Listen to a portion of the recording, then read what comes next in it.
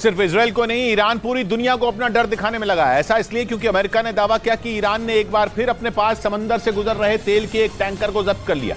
अभी 6 दिन पहले भी ईरान ने तेल का एक टैंकर अपने कब्जे में ले लिया था। तब भी अमेरिका ने ईरान को धमकी दी थी, लेकिन ईरान पर कोई असर नहीं पड़ा। और अमेरिका ने बताया कि ईरान ने फिर तेल का एक दूसरा टैंकर जब्त कर लिया। इस बात को साबित करने के लिए अमेरिका ने इस घटना का एक वीडियो भी जारी किया। उस वीडियो में स्ट्रेट ऑफ हॉर्मुज में तेल के उस टैंकर के इर्द गिर्द नावों का झुंड नजर आया। अमेरिका ने दावा किया कि ये ईरान की Islamic revolutionary guard core navy की नावें थीं, जिन्होंने जहाज को स्ट्रेट ऑफ हॉर्मुज में उसका रास्ता बदलकर ईरान के बंदर अब्बास बंदरगाह की तरफ मुड़ने को मजबूर किया। स्ट्रेट ऑफ हॉर्मुज अंतर्राष्ट्रीय व्यापार का अहम रूट है। दुनिया में कच्चे तेल की रोजाना जो सप्लाई होती है, उसका लगभग 5वां हिस्सा स्ट्रेट ऑफ हॉर्मुज से होकर गुजरता है। ये वाला तेल का टैंकर भी दुबई से स्ट्रेट ऑफ हॉर्मुज होते हुए यूएई के ही दूसरे शहर फुजैरा जा रहा था, लेकिन इससे पहले कि वो अपनी मंजिल पर पहुंच पाता, ईरान ने उसे रास्ते में रोक लिया। इस बीच नेटो के एक ऐलान के बाद चीन की चिंता बढ़ गई। ऐसा इसलिए क्योंकि नेटो ने कहा कि वो जल्द ही जापान में अपना दफ्तर खोलने वाला है, जिसके बाद ये लगभग तय माना जाने लगा कि जल्द ही जापान भी नेटो में शामिल हो जाएगा। और अगर ऐसा हुआ तो ये चीन के लिए बड़ा झटका होगा, क्योंकि वो हिंद प्रशांत महासागर के इलाके में आए दिन जापान से उलझता रहता है, जहां जापान की मदद के लिए अभी तक सिर्फ अमेरिका मौजूद होता था। पर अगर वहां नेटो ने एंट्री ले ली तो इस लड़ाई का दायरा इतना बढ़ जाएगा कि चीन को बचने का मौका ही नहीं मिलेगा।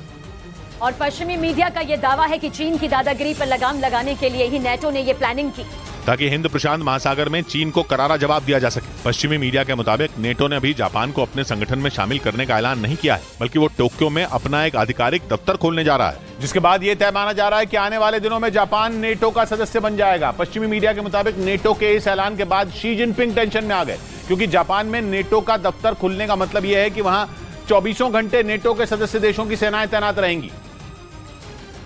और ऐसे में चीन का जापान की तरफ बढ़ना भी उसके लिए घाटे का सौदा साबित हो सकता है। पश्चिमी मीडिया से मिली जानकारी के मुताबिक नेटो जापान में अपना दफ्तर खोलकर हिंद प्रशांत महासागर के आसपास मौजूद देशों की मदद भी करेगा, जिनमें जापान के अलावा दक्षिण कोरिया, ऑस्ट्रेलिया और न्यूजीलैंड शामिल है। मतलब नेटो जापान और दक्षिण कोरिया के जरिए चीन को चित्त करने की तैयारी में है। बताया गया कि नेटो के इसी तरह के कई दफ्तर अमेरिका के न्यूयॉर्क समेत बाकी सदस्य देशों में हैं, और उम्मीद जताई गई कि अगले साल तक जापान के टोक्यो में भी नेटो का दफ्तर खुल जाएगा, जिससे समंदर में बढ़ती चीन की दादागिरी पर लगाम लगाने में मदद मिलेगी। क्योंकि चीन को घेरने की तैयारी जोरों पर है। यूरेशियन टाइम्स नाम की वेबसाइट ने दावा किया कि चीन के हमले की आशंका के बीच ताइवान ताकतवर मिसाइलें बनाने में जुट गया।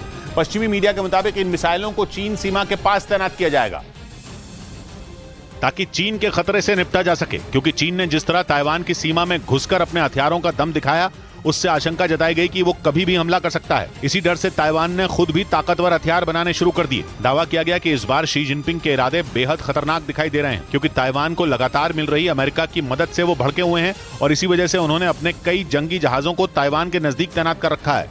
इसीलिए ताइवान अब TK-3 मिसाइल को बनाने में जुट गया। दावा तो यह भी किया गया कि यह मिसाइल पलक झपकते ही चीन के इन जंगी जहाजों को तबाह कर देगी। पश्चिमी मीडिया के मुताबिक TK-3 मिसाइलें अमेरिका की मदद से ताइवान में बनाई जा रही हैं, जिनमें कई मिसाइलें फरवरी में ही तैयार हो चुकी हैं। यूरेशियन टाइम्स नाम की वेबसाइट के मुताबिक चीन के तेवर को देखते हुए इन मिसाइलों को जल्द ही चीन की सीमा के पास तैनात किया जाएगा, क्योंकि दावा किया जा रहा है कि चीन कभी भी ताइवान पर हमला कर सकता है। इसीलिए ताइवान भी अपने हथियारों का जखीरा बढ़ाने में जुटा है। एक रिपोर्ट के मुताबिक TK-3 मिसाइल की रेंज 70 किलोमीटर है, जो पलक झपकते ही टारगेट को तबाह कर सकती है। यही नहीं, इसकी रेंज को 100 किलोमीटर तक बढ़ाया भी जा सकता है। इसे खास तौर पर कम ऊंचाई पर उड़ने वाले टारगेट पर निशाना साधने के लिए बनाया गया है। TK-3 मिसाइल का आकार तीर की तरह होता है, इसीलिए इसे स्काई बो के नाम से भी जाना जाता है।